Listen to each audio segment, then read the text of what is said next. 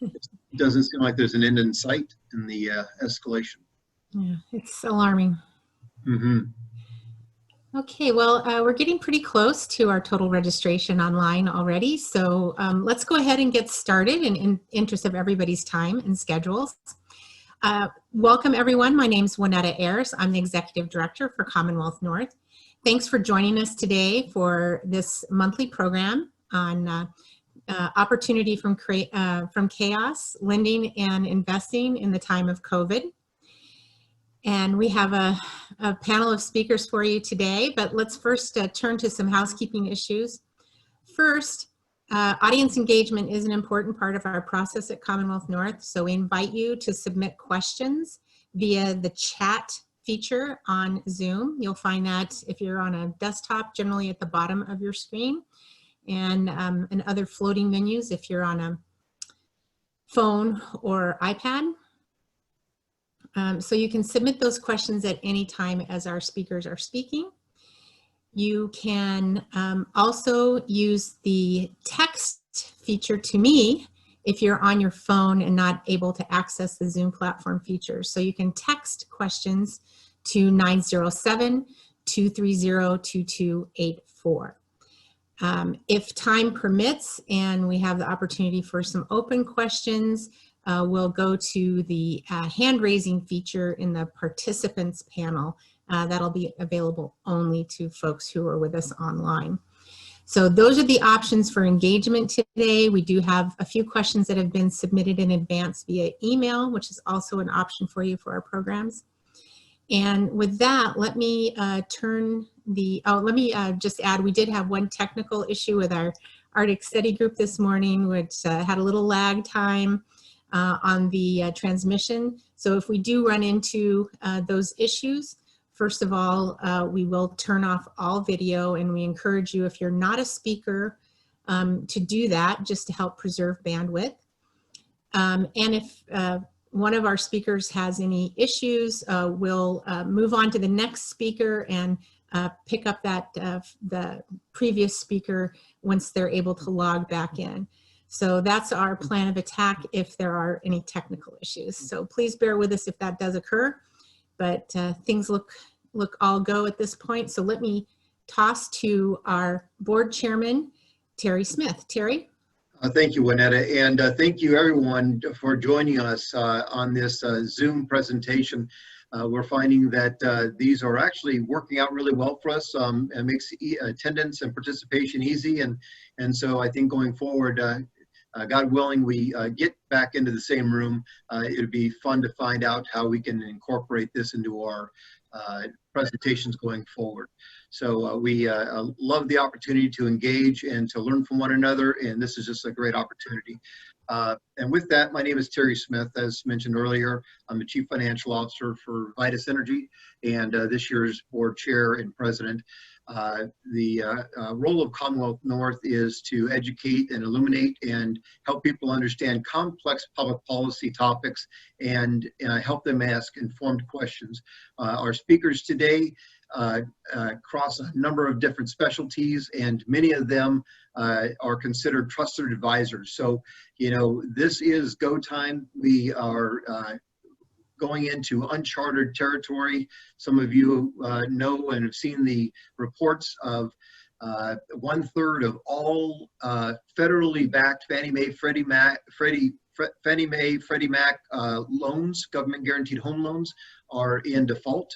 And we just don't know what that's going to mean for the banking industry and our greater economies as those problems settle out. So we're in uncharted territory, and we need the best minds to come to the table and give us advice on what to do next and how to set ourselves up for the best way that works for each one of our families. So. Today we will present the second in a series of forums from Commonwealth North. We are hosting to provide varying perspectives on COVID-19's impacts on the Alaskan economy, the road to recovery, and beyond. Today's panel will speak about finding opportunities during the economic outfall of the COVID-19 pandemic. Alan Weitzner, Interim Executive Director and Chief Investment Officer for AIDEA, Public Finance and Patient Capital. Erin Baca, I'm hoping that's correct, Erin, sorry, so please correct me when it's your turn. Program Manager at 49th State Angel Fund, and Mike Huston, Executive Vice President, Chief Lending Officer at Northrim Bank. Before we hand the program over to our panel, I'd like to thank Commonwealth North members who are online with us for your membership and your participation and the tremendous work you do to help educate Alaskans, including those on our public policy leadership forums and working with those folks in GNO to help bring a broad experience base up to speed on these complex topics. Alaska's public policy challenges, are we have a very large land mass, and everybody has a different take on what their priorities are for their communities. So I invite those that are not members to join us with Commonwealth North, whether it be on our speakers or study groups, and help support our mission, either your time, talent, or treasure. Now we will hear from our speakers, beginning with Alan Weitzner. Alan will speak first, Erin second, and Mike Huston. Alan?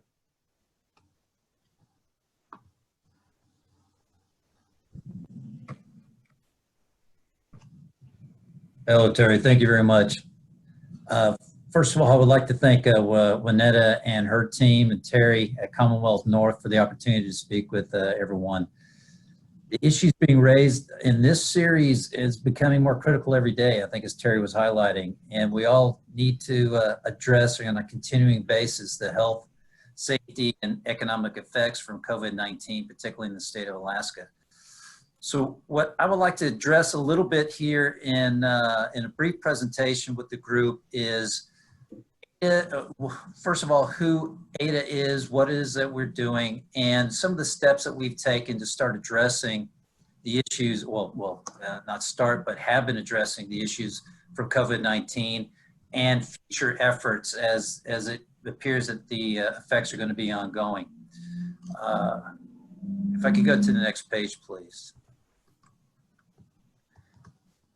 So AIDA's mission and overview, very briefly, we are here in the state of Alaska, have been investing in Alaskans since 1967 when we were established by the state legislature.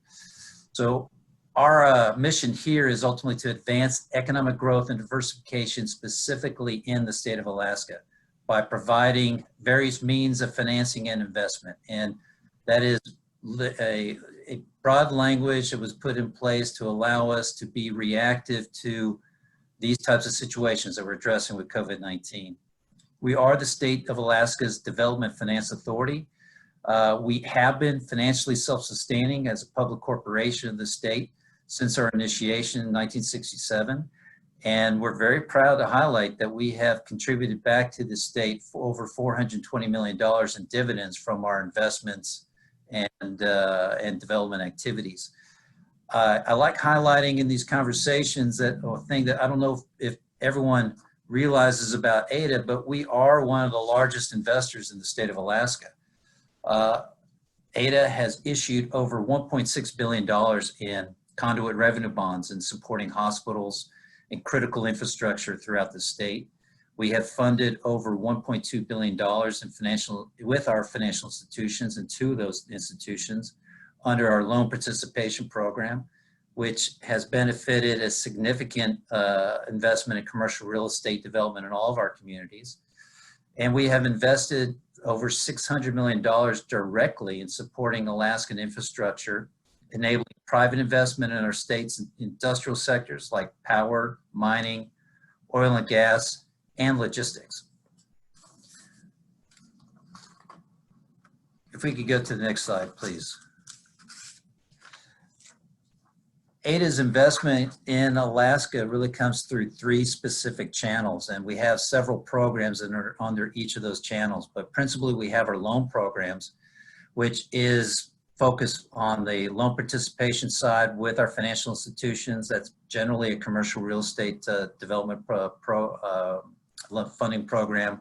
We have energy loans, but we also have small business loans, which are provided and managed through the Department of Commerce.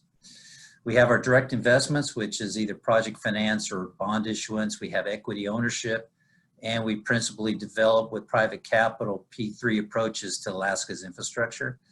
We also develop the capital market side for the state as far as issuing conduit revenue bonds directly for the underlying infrastructure, or issuing bond guarantees or export guarantees. If we could go on to the next, please.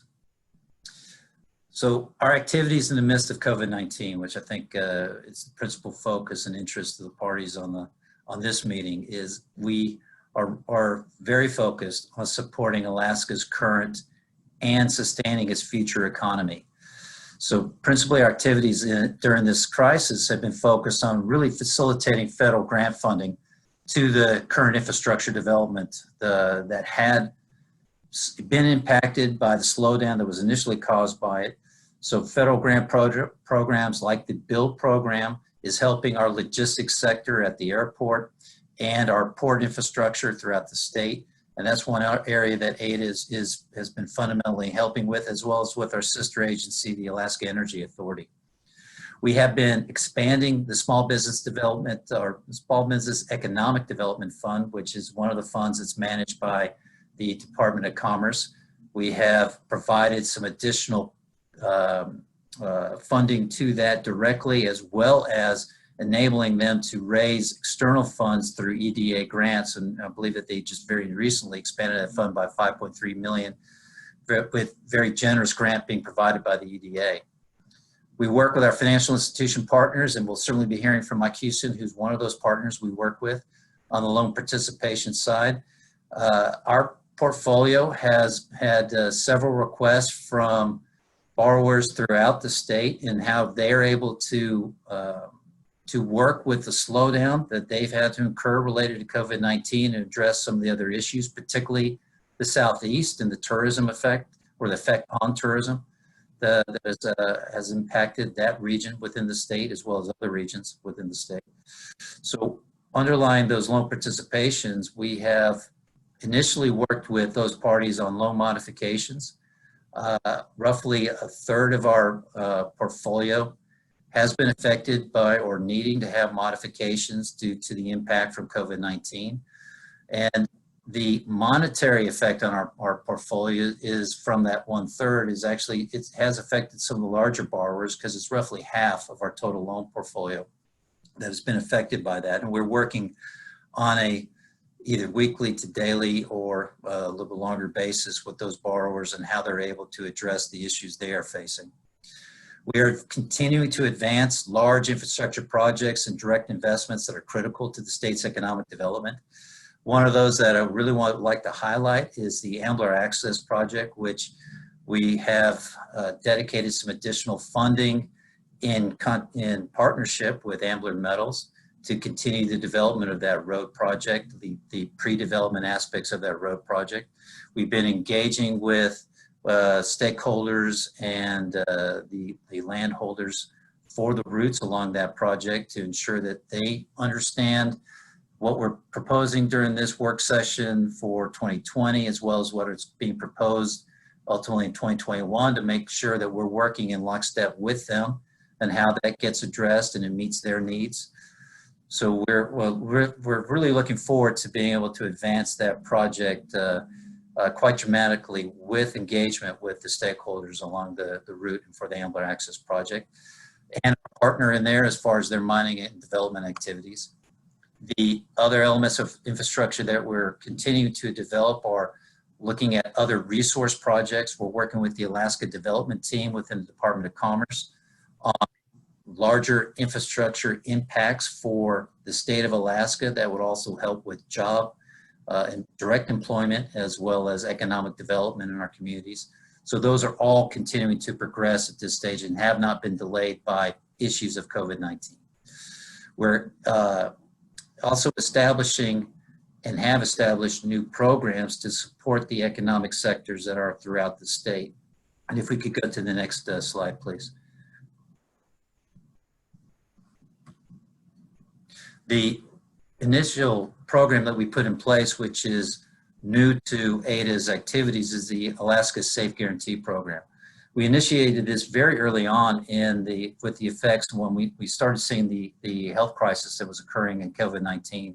And that was in lockstep with our financial institutions. We looked to design a program that works with Alaska's financial institutions, works with the existing loan agreements that they have in place, and is seeking to provide up to $1 million of an additional 100% guarantee from AIDEA, so an additional advance up to $1 million to those businesses that are able to work with this program, have existing lending facilities, and an existing collateral base that we could work with.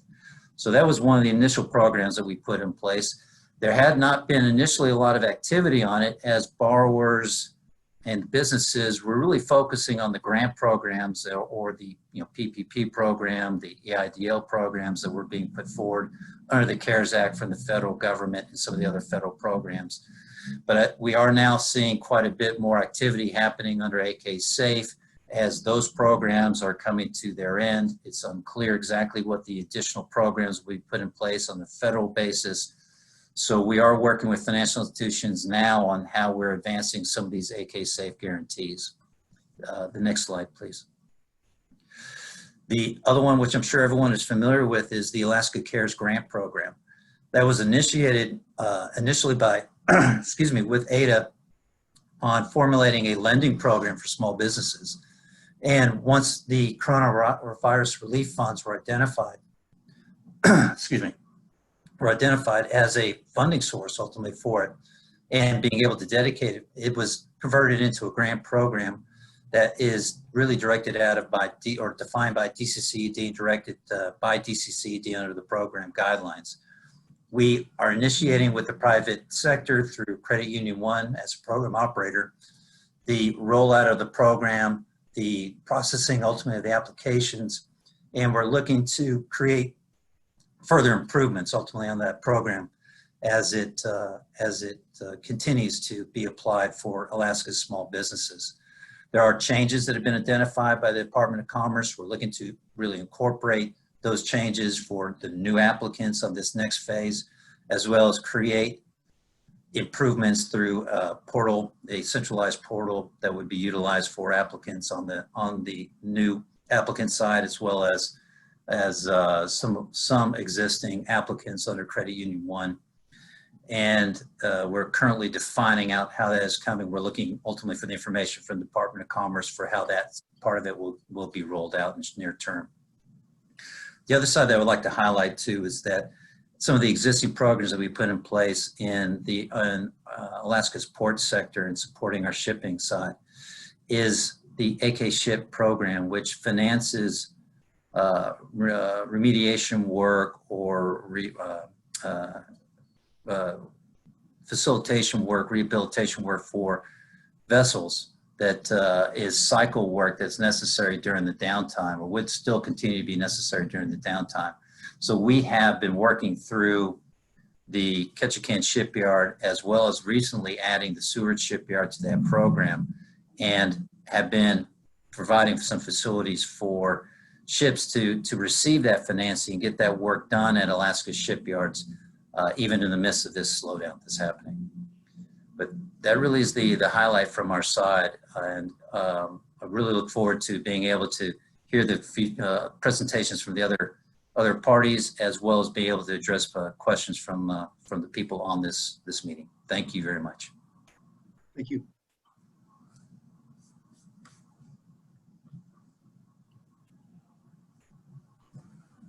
And next up, Erin. Hi. Let me share my screen.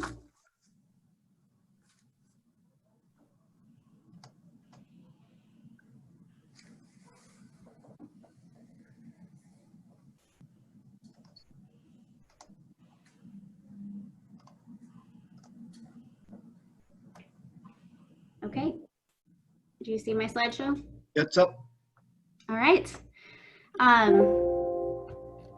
Sorry, I wanted to also thank everybody and Commonwealth North for giving us giving me the opportunity to speak today.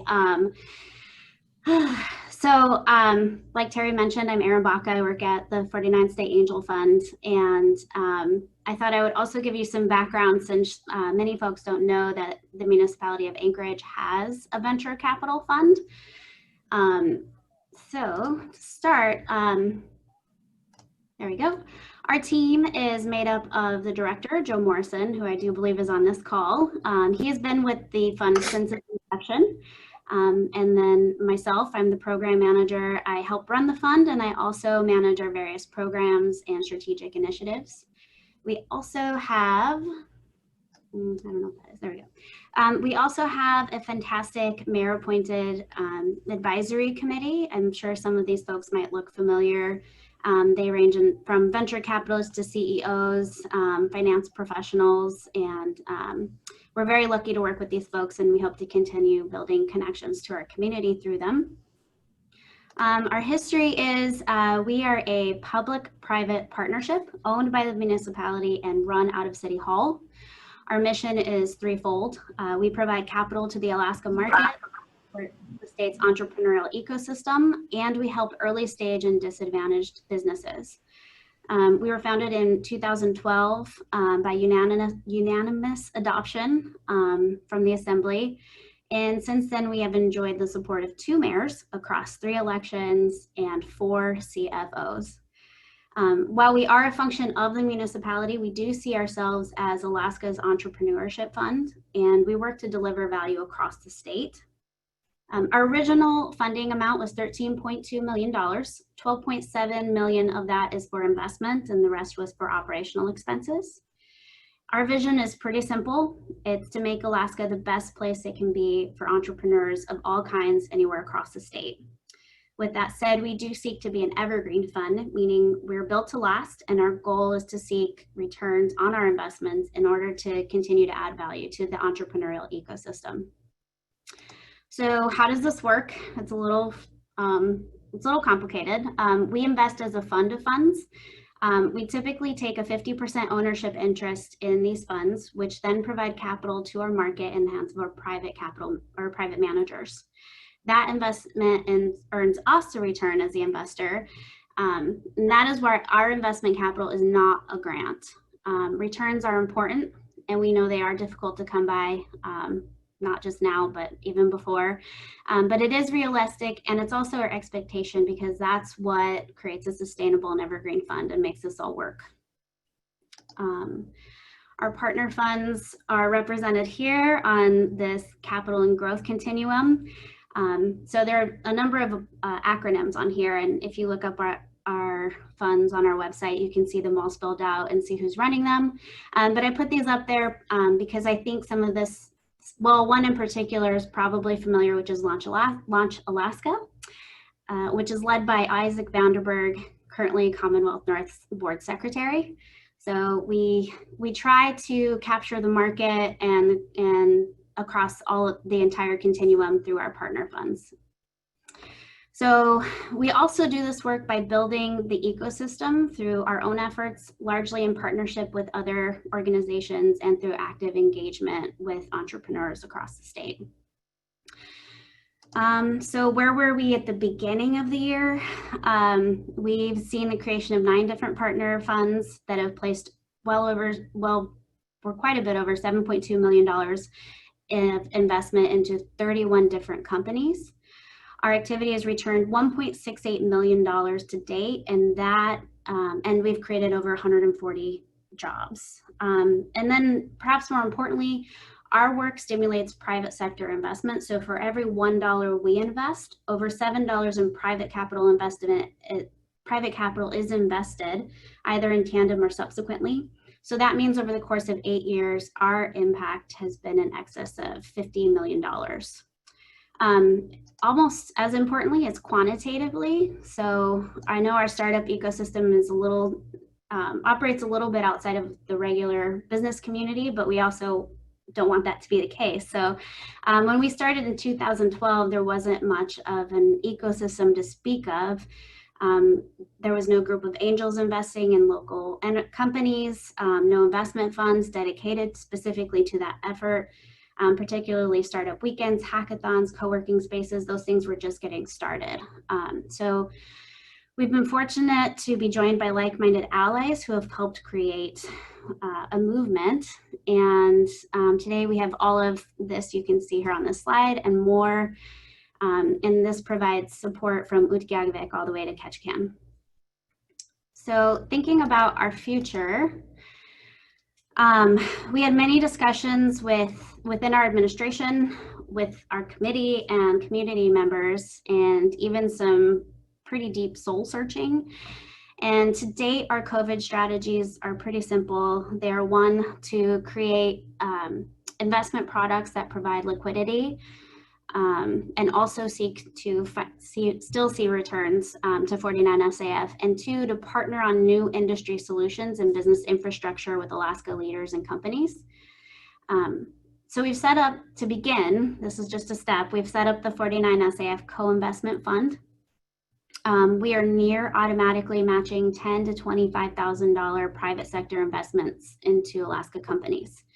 We are authorized to invest up to 100,000, but anything over 25 to 100K, we'll just need to look at that with some increased underwriting.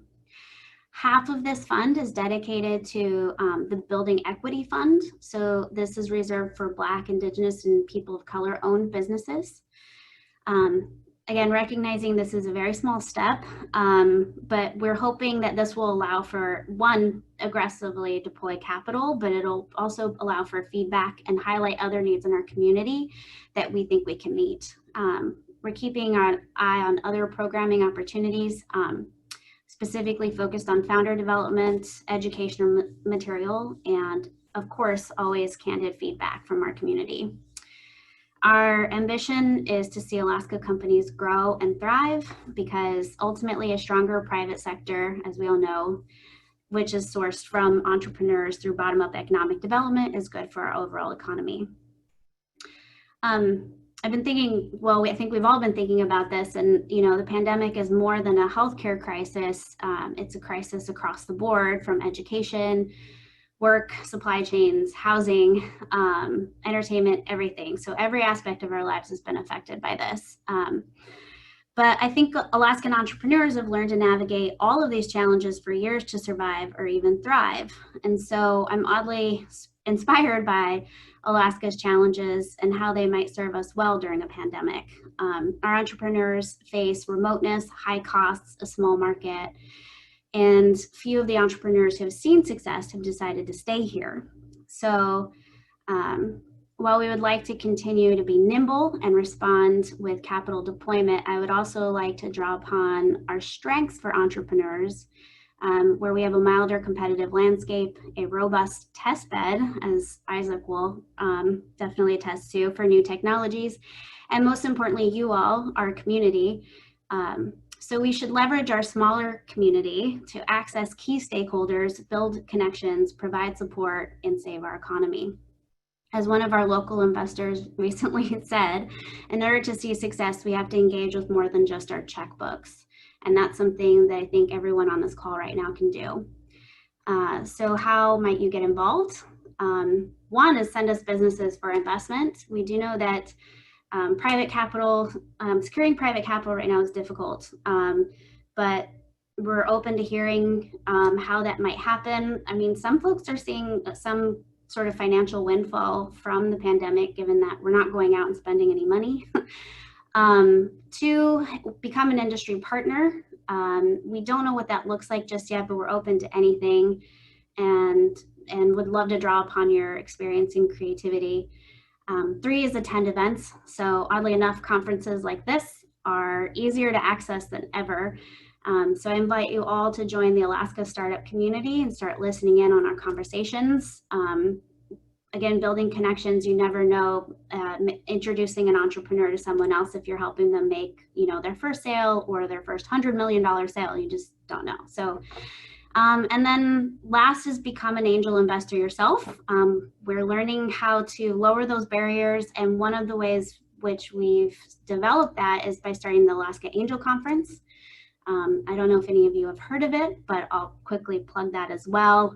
We're aiming to increase the number of angel investors in our community And what we do is pair experienced investors with novice investors and lead them through a structured process of identifying, filtering, and managing a group angel fund. So folks contribute $5,000 to $10,000 per person using our Alaska crowdfunding exemption. And so we accept both accredited and uncredited investors into the fund. And I'm happy to say that in only 2 years, the Angel Conference has generated roughly $400,000, mostly private capital investment into Alaskan companies. So those are just two, well, I think it was 4 or 5 simple ways that you all can get involved, and are ways that we're trying to make a difference during this pandemic. I invite you all to contact us directly. My name is Erin Baca again. Joe Morrison is the director. We're on Facebook and Twitter. We also have a newsletter that you can subscribe to at 49saf.com. And I'm all finished. Thank you all for listening.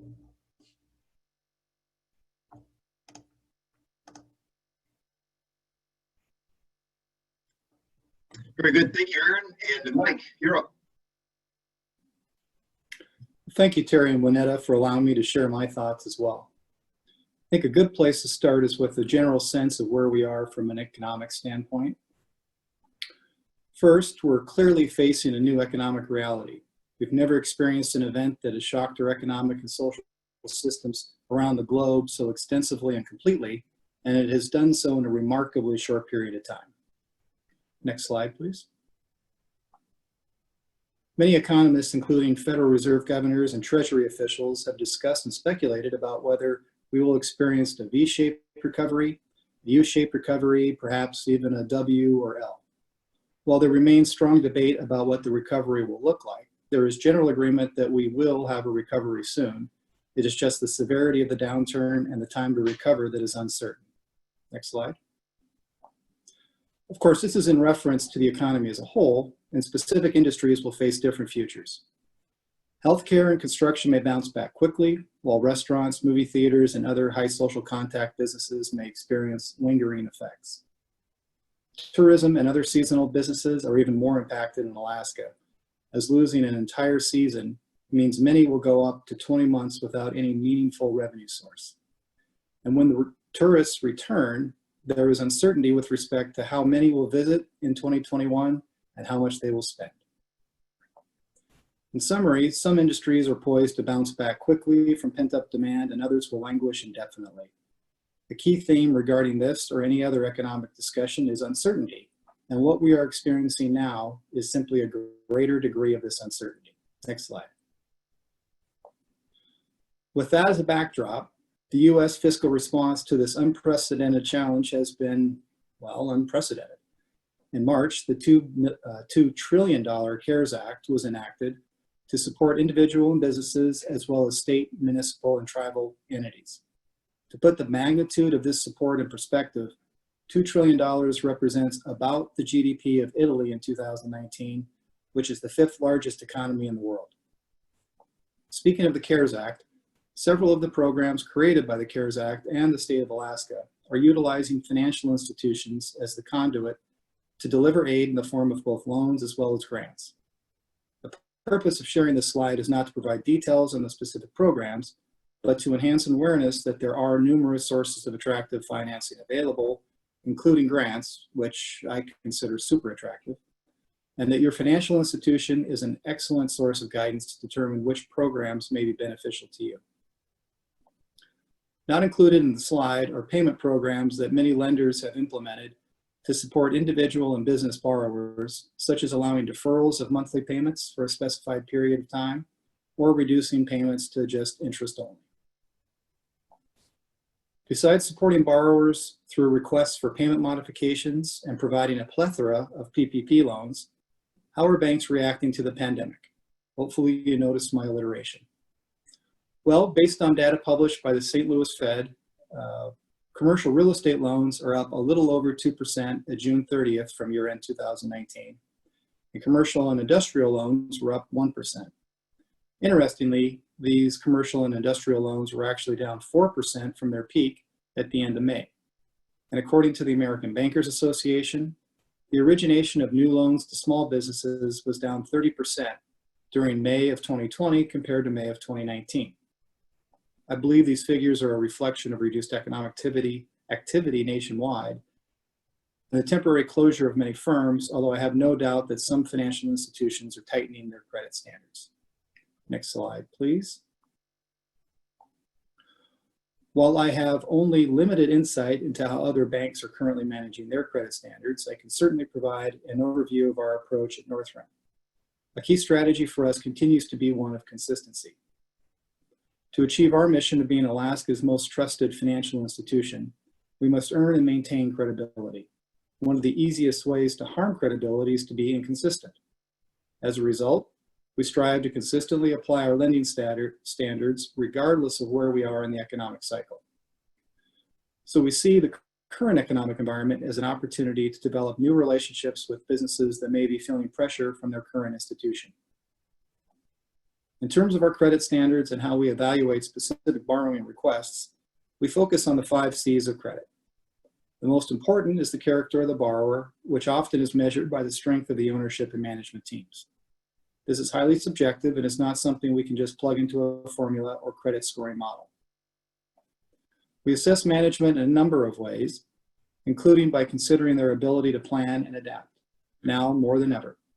We consider their expectations for the future and what concrete actions they are taking now to minimize negative impacts or capitalize on possible opportunities. Another critical C that we are very concerned with is capacity, the ability of the borrower to generate profits and cash flow to repay its debt. Having a good financial accounting system is very important, as the financial statements are the primary tool we use to evaluate capacity. Then we seek an understanding of the reasons driving the results. What we are looking for with respect to capacity right now is for historical cash flow, and typically we're focusing on 2019, to be at least 125% higher than the projected debt payments in 2021. Two additional considerations are, number one, management's expectations for financial performance in 2021, which in many cases may be inferior to that of 2019. And number two, management's plan to fund any operating shortfalls between now and when they expect operations to return to something close to normal. Having liquidity to compensate for the lack of revenue for an extended period takes on greater importance today. Capital and collateral are meaningful, but I'd like to move to conditions. Of course, it is the current condition that created our topic and that caused us to meet by Zoom today. Overall, I'm concerned that banks overreact and place too much emphasis on conditions or the macroeconomic forces that we face. At Northrim, we certainly take current economic trends into consideration, but it generally is not the primary driver of our decisions. As I mentioned previously, we are more interested in management and historical financial performance and profitability to inform our decisions about future lending opportunities. Next slide, please. Moving to the topic of how to turn the current chaos into opportunities, I'd like to discuss surthrival. This is a term we started using at Northrim in 2015 in reaction to the oil price-induced slowdown in Alaska's economic activity, the resulting job losses, and the concurrent state fiscal policy challenge. We advocated then and continue now to encourage investment even during times of uncertainty. A few words about uncertainty and disruptions. While these terms may initially evoke feelings of discomfort, it is exactly these circumstances that often lead to new opportunities. Economic disruptions such as a recession, company disruptions such as a retirement of an owner or loss of a major customer, employee disruptions such as management turnover, and then there are environmental disruptions like fires or earthquakes. All of those provide an opportunity for you or your competitors. It is essential to be prepared to capitalize on these disruptions, and that is what surthrival is all about. Next slide. So what should you do to surthrive? Here are a few suggestions. Review and manage liquidity relative to the impact you have experienced in revenues and profits, and maintain adequate cash reserves. Create realistic monthly or perhaps even weekly cash flow projections for the next 6 to 18 months. and then evaluate your assumptions. Use these projections to determine if you need to take more aggressive action, including reducing expenses, delaying large capital investments, potentially selling underutilized assets, or attracting additional equity. Alternatively, you may conclude that you anticipate being in a strong financial position and can seek out acquisition opportunities. Take advantage of the historic low interest rates.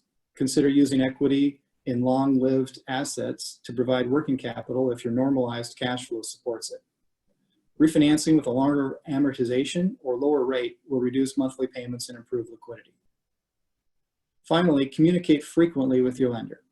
Bankers detest surprises.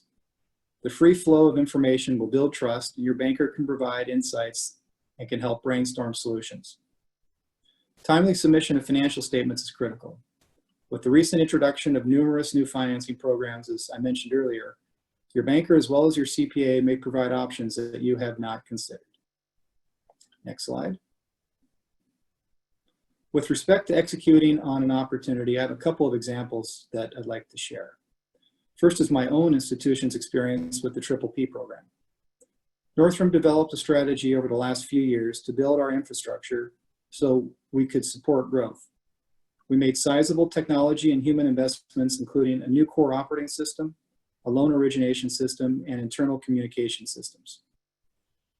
However, we also ensured we had sufficient equity and liquidity to capitalize on an unexpected opportunity, and we did so with the PPP program. Our goal was to assist as many Alaska businesses with these forgivable loans as possible before the limited funding was exhausted. The initial level of interest was tremendous, resulting in many financial institutions only accepting applications from their existing customers. While we also had to manage the volume of applications, our immediate creation of an assembly line process, enlisting nearly 200 of our 320 employees, allowed us to achieve impressive results and support many of those Alaska businesses that were turned away by other institutions. Northrim now has the opportunity to establish much deeper financial relationships with a significant number of new customers. Another example that we are connected with is a medical device company that had the capacity to produce only a few hundred ventilators a month, who then negotiated a contract with a large, well-known national manufacturer to utilize their shuttered facility to produce nearly 10,000 units per month for the rest of this summer. We're also aware of distilleries that quickly converted production capacity to create hand sanitizer, and the Raven Air bankruptcy has left a gap in service to a number of Alaska communities that is likely to be filled by a couple of Alaska-based air carriers. Next slide. Positioning your business to capitalize on opportunities like these should be part of your regular strategic planning process, not something you only do during a disruption. If you wait, it may be too late. Often, disruptions allow for growth opportunities that present larger returns, so it's imperative to be ready for it. We are all aware of the significant job losses, and there is much uncertainty as to when that trend will reverse. But I'd like to report that we continue to see new loan requests for business expansions, construction, real estate and equipment purchases, as well as full company acquisitions. A Wells Fargo Gallup poll just released Monday reported that 67% of small business owners were more optimistic than pessimistic. Banks nationwide went into this pandemic in a very healthy condition and have seen deposits grow by over 9% annualized so far this year. So we have money to lend, and small businesses are optimistic. As a result, I am also optimistic about our economy, although I will feel much better when I see the next cruise ship dock and catch again. Thank you for your time, and I look forward to your questions.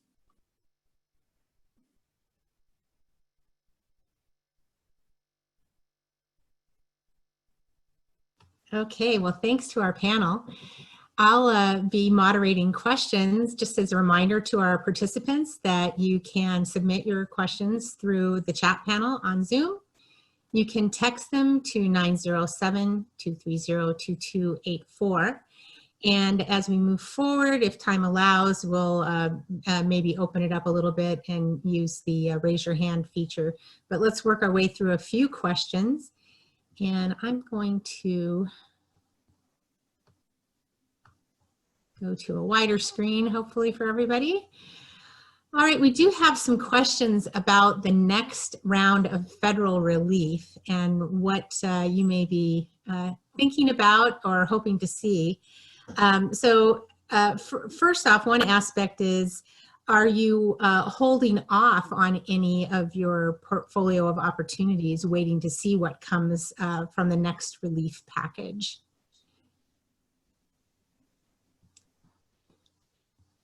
Alan or Mike, anybody, Erin? Oh, I mean, from our side with AIDA, we're looking forward to see what the terms are within what Congress is putting in place and ultimately gets approved, because what we're looking to really do is take advantage of seeing how we can leverage that for Alaska businesses and specifically investment in Alaska.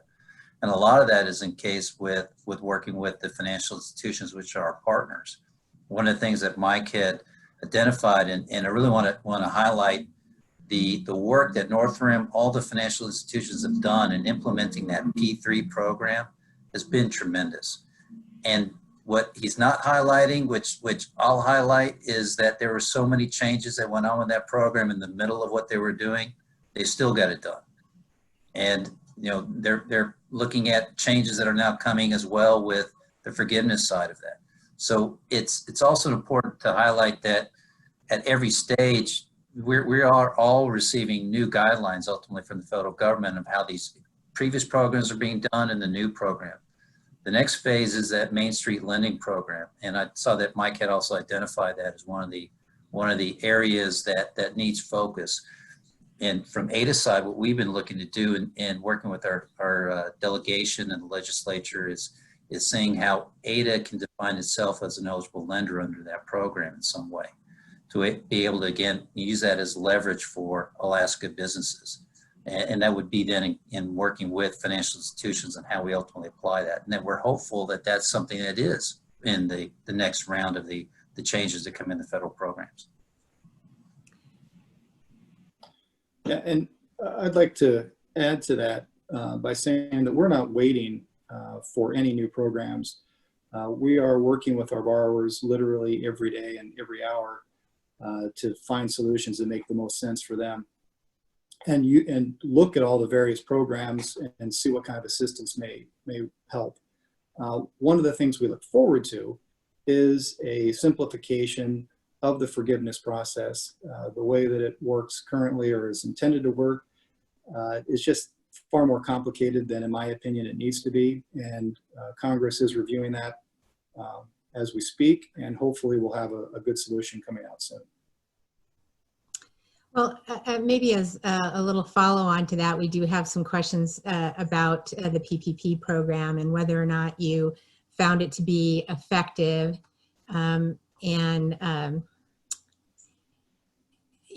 of the issues about implementation, obviously, it's a fairly heavy lift to stand up this new kind of program that involves some level of due diligence and the infrastructure to be responsive to it. How can maybe give us a little armchair quarterbacking as to how the program rolled out, how it did, and what again you would like to see in the next round. Well, I want to be a little bit careful about doing the Monday morning quarterback, because we could be here till Thursday afternoon if using that timeline. It was difficult, but this is a massive amount of money that was intended to go to small businesses, and trying to get it out into the hands of those businesses as quickly as possible. So I think given the circumstances, it's hard to be overly critical about how that whole process worked. I think ultimately it has been successful in terms of getting money to those that need it. It has helped retain jobs. I think the next stage is to try to get more money into the hands of some of the businesses so they can withstand this challenge. I know for tourism-related businesses or anybody that was seasonal in nature, the PPP program was just not a great fit. So we're looking at other programs that will be beneficial, such as the Main Street program and the AK Safe program that AIDA is administering. So I'll leave it at that. Okay. Any other thoughts? To that point, Mike, again, we had a number of seasonal businesses, a number of personal services or hospitality businesses, even in the off season, that found the terms of the PPP difficult. And is it possible through the AK Cares program or any subsequent generation of programs to be more responsive to the needs of seasonal businesses, particularly when we've heard that it may be 20 to 24 months before some of those businesses see positive cash flow again? Yes, and you brought up a good alternative, which is the AK Cares program, and there is a little bit more flexibility within that program, so that certainly is an option. Yeah. Okay. Well, another follow-on to the question about perhaps the next tranche of federal relief funds. At our prior session, focusing on just general economic trends and what to anticipate as we move forward during this time of uncertainty. With this next tranche of funds, what are the things that you're going to be looking for in terms of either utilizing the funds or working with your customers or potential deals to use those funds?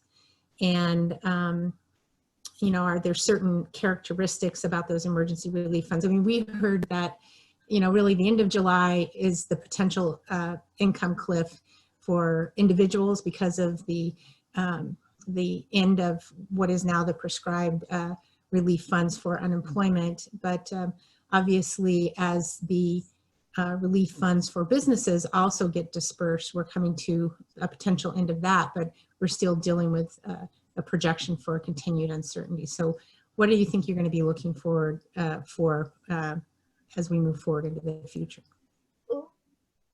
Well, again, I think it's at this stage, what our plans are is to work with all of our borrowers on an individual basis and find the best solution for their individual circumstances.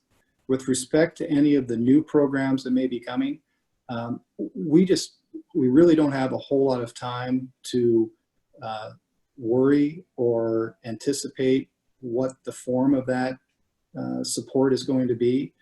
Our approach is to be prepared and then act as soon as we learn what the specific details are, and then we will do our best to move the money from one place to the next, and with the intent to support our borrowers, businesses in general, and our communities. I think for all of you, not only currently, but as we move forward, what are the things that you're going to be looking for in terms of stress testing your portfolios? Are there any other actions that you're taking on an ongoing basis to work with your borrowers or potential deals? Maybe Erin, can we start with you in terms of what your portfolio of funds might be looking at as we move forward? Well, oddly enough, I would say startups are generally used to operating with very little to no capital. So they're already stress tested in a number of ways. But,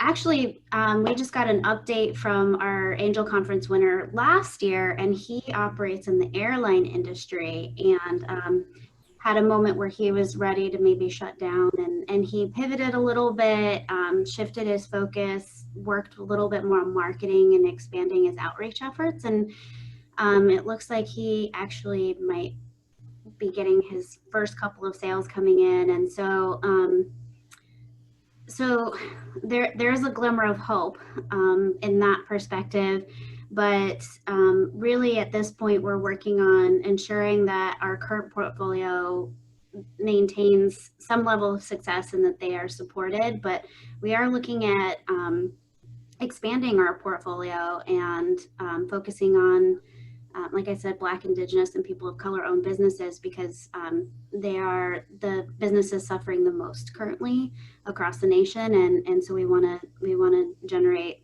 or deploy capital in these communities primarily. Great, thanks.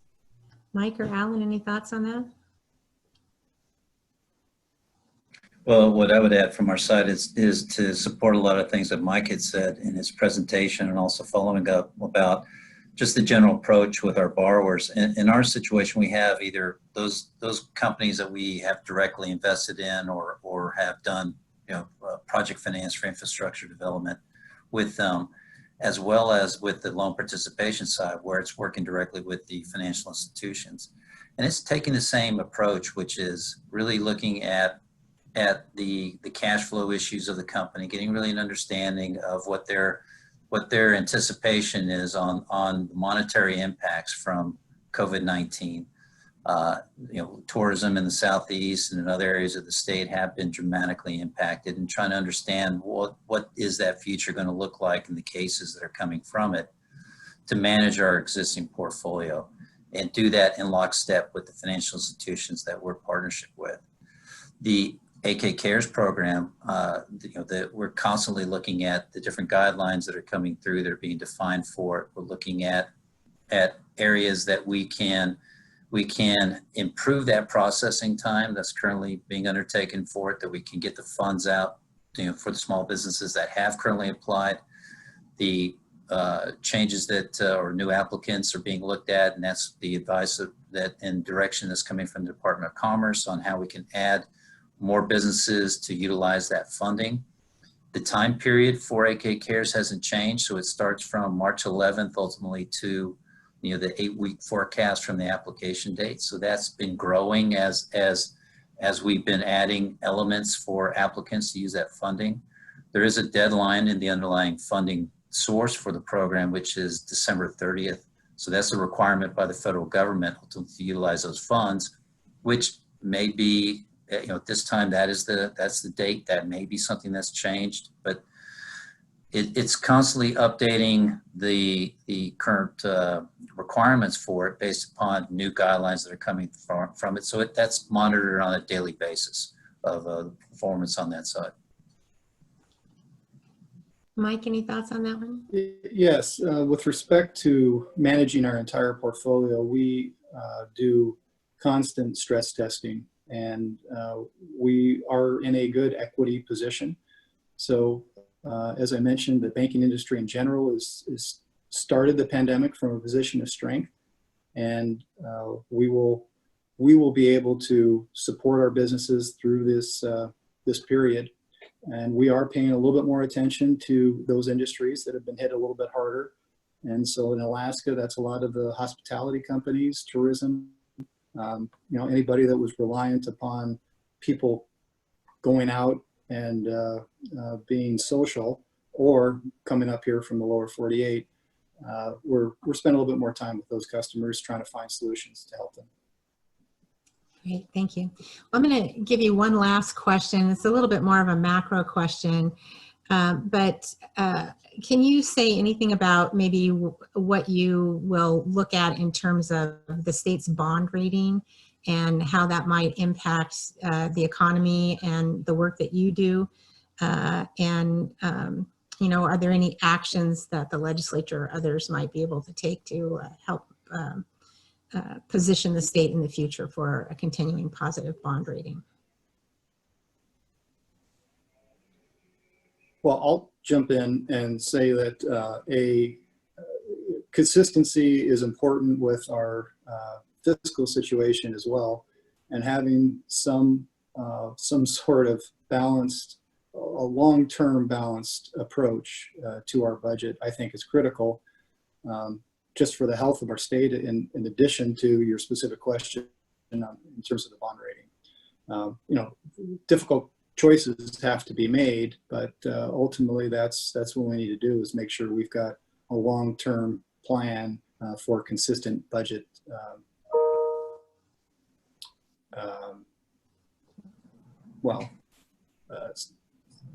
I can't think of the word. Balanced. How could a banker not think of balanced? Anyway, balanced budgets. Great. Well, obviously, the access to capital is very important, and that is through bonding. That and the rating that ultimately have that reduces the cost of capital for the state, for its development, and ultimately for private sector investment and their returns, and attracting that additional capital. So it's critical to ultimately what we're looking to pursue.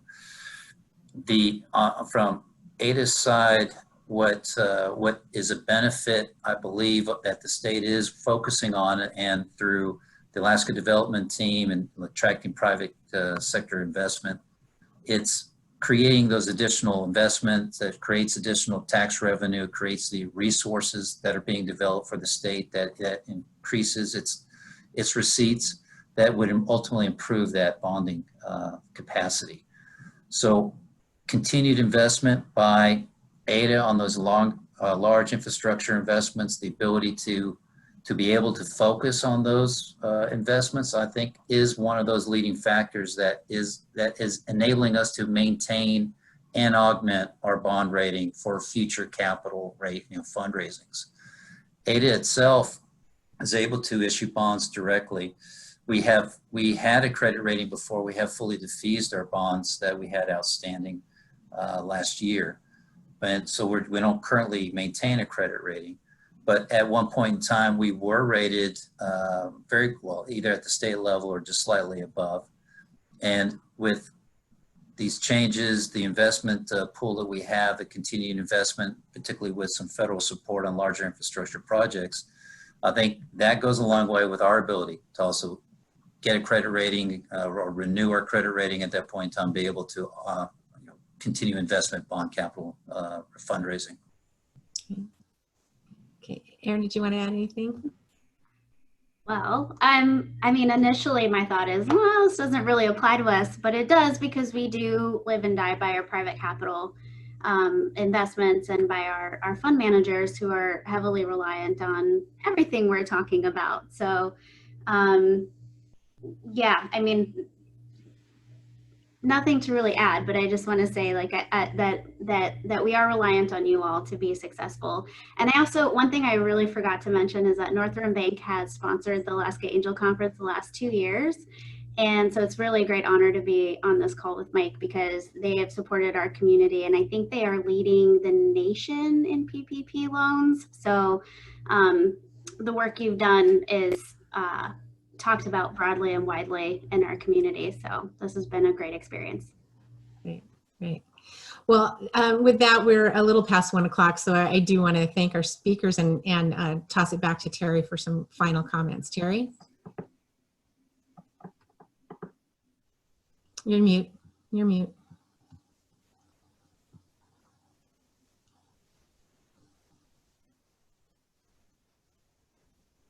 Very good. Really, I just wanted to say thank you for engaging with us today and contributing your thoughts